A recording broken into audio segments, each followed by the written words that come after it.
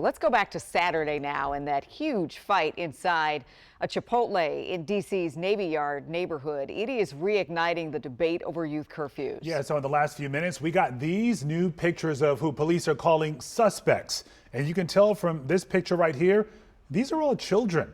We know the FBI is helping MPD with the investigation right now. U.S. Attorney Jeanine Pirro is also doubling down on prosecuting parents if their children commit a crime. Mayoral candidate Kenyon McDuffie even called a news conference this afternoon right outside the Chipotle. Our Rafael Sanchez Cruz was there.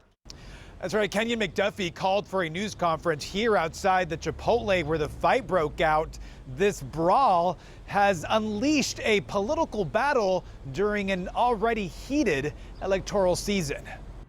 When you don't put an emergency in place a month ago before the curfew expired, you invite the sort of intervention from federal agencies where D.C. doesn't do its job.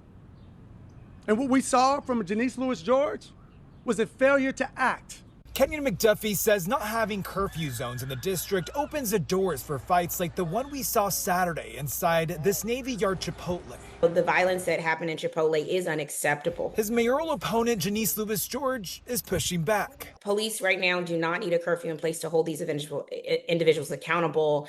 They clearly violated the law. And so we don't need a youth curfew to do that. It's a dangerous tool to use right now because Trump's armed soldiers and agents are enforcing the curfew. McDuffie's comments come 24 hours after D.C.'s U.S. Attorney Jeanine Pirro hosted her own news conference about the fight. Parents, you are not a bystander in this crisis. Pirro is vowing to fine parents $500 if their child violates a curfew. If prosecutors can prove a parent knew about their child's involvement in a crime, the parent could face up to 6 months in prison for contributing to the delinquency of a minor. McDuffie, Lewis-George, and the D.C. Council's public safety chairwoman, Brooke Pinto, say the issue of youth crime needs to be left to those who know the district. Prosecutions of our young people are handled by our local DC Attorney General's office.